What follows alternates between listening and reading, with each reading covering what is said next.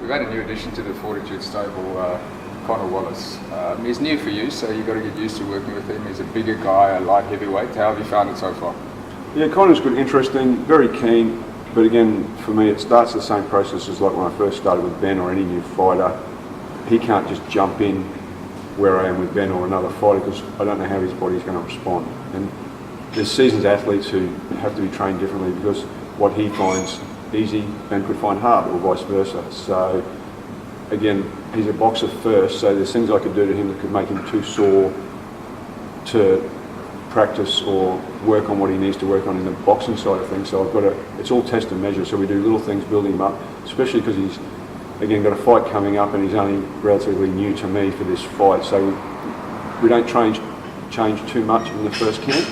And then each time we'll start incorporating a bit more, a little bit more strength, a little bit more challenging things, and then see how his body pulls up, timing, see whether he's sore from it. Lots of different markers tell me his heart rate, how he recovers the next day.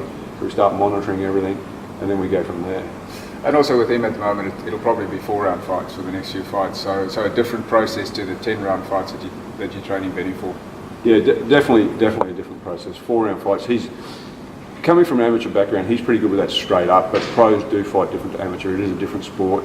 But he can do 4 rounds all day every day. But we want him, speed, sharp, snappy, and on for the whole 4 rounds. And a different strategy, even with his boxing training, a different strategy as well.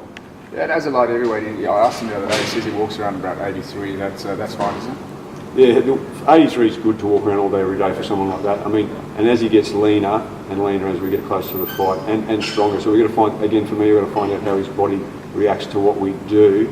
Like I said, with Ben, I know what he does. With Conor, like we can do certain strength exercises, and he might blow up and get really strong really quickly or really thick, and we've got to watch that because then it may be hard for him to lose that weight. So again, this will be a testing measure to see what happens. So baby steps.